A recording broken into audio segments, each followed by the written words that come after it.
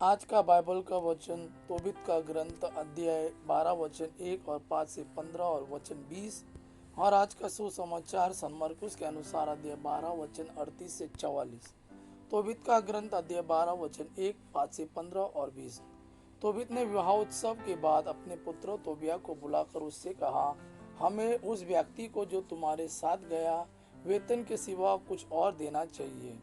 तोबिया ने उसे बुलाया और कहा, जो कुछ तुम अपने साथ ले आए उसका आधा भाग वेतन के रूप में स्वीकार करो और सब कुशल विदा लो। इस पर रफाएल ने दोनों को एकांत में बुलाकर उनसे कहा, ईश्वर का धन्यवाद कीजिए और सब प्राणियों के सामने यह घोषित कीजिए कि उसने हमारा कितना उपकार किया है। उसके नाम के आधार में धन्यवाद और स्तुति गान कीजिए। ईश्वर के सत्कार्य प्रकट करने में संकोच मत कीजिए। राजा का रहस्य अवश्य गुप्त रखना चाहिए, किंतु ईश्वर के कार्य घोषित करना और योग्य रीति के से उसकी स्तुति करना उचित है। भलाई कीजिए और बुराई आपके पास नहीं फटकेगी। प्रार्थना तथा उपवास और भिक्षा दान तथा धार्मिकता उत्तम है। दुष्टता से संचित धन संपत्ति की अपेक्षा धार्मिकता से कमाया हुआ थोड़ा धन भी अच्छा है। भिक्षादान स्वर्ण संचय से श्रेष्ठ है। भिक्षादान मृत्यु से बचाता और हर प्रकार का पाप हरता है। जो भिक्षादान करता है उसे पूर्ण जीवन प्राप्त होगा। जो पाप और अन्याय किया करते हैं वे अपने को हानि पहुंचाते हैं। मैं आपके लिए पूरा सत्य प्रकट करूंगा और आप लोगों से कुछ भी नहीं छिपाऊंगा।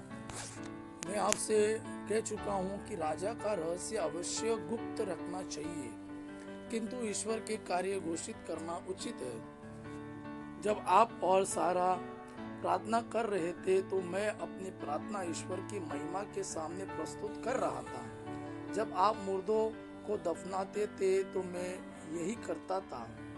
जब आप आगा पीछा किए बिना अपना भोजन छोड़कर मुर्दा दफनाने गए तो मुझे आपकी परीक्षा करने भेजा गया। ईश्वर ने मुझे फिर भेजा जिससे मैं आपको और आपकी बहू को स्वस्थ करूं। मैं स्वर्गदूत रफाएल हूँ। मैं उन 7 स्वर्गदूतों में से एक हूँ जो प्रभु की महिमा के सामने उपस्थित रहते हैं। आप पृथ्वी पर प्रभु का धन्यवाद कीजिए और ईश्वर के महान कार्यों का बखान कीजिए। मैं अब उसके पास जा रहा हूँ जिसने मुझे भेजा है। आपके साथ जो कुछ घटित हुआ वह सब लिख लीजिए। स्वर्गदूत ऊपर चल पड़ा। आज का सुसमाचार सन मरकुस के अनुसार अध्याय 12 वचन 38 से 44। ईसा ने शिक्षा देते समय कहा, शास्त्रियों से सावधान रहो। लंबे लबादे पहनकर टहलने जाना, बाजारों में प्रणाम सुनना, सभागृहों में प्रथम आसनों पर और भोजों में प्रथम स्थानों पर विराजमान होना, यह सब उन्हें बहुत पसंद है। वे विधवाओं की संपत्ति चट कर जाते और दिखावे के लिए लंबी लंबी प्रार्थना करते हैं। उन लोगों को बड़ी कठोर दंडाज्ञा मिलेगी। ईसा खजाने के सामने बैठकर लोगों को उसमें सिक्के डालते हुए देख रहे थे। बहुत से धनी बहुत दे रहे थे। एक कंगाल विधवा आई और उसने 2 अधेले अर्थात 1 पैसा डाल दिया।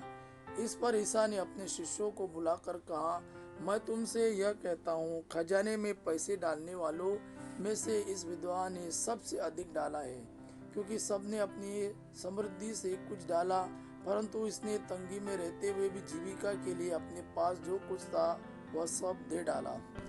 यह प्रभु का वाणी है। प्रभु को धन्यवाद। आबा पिता की महिमा और पुत्र यीशु का प्रेम आप पर सदा सर्वदा बना रहे। आमीन।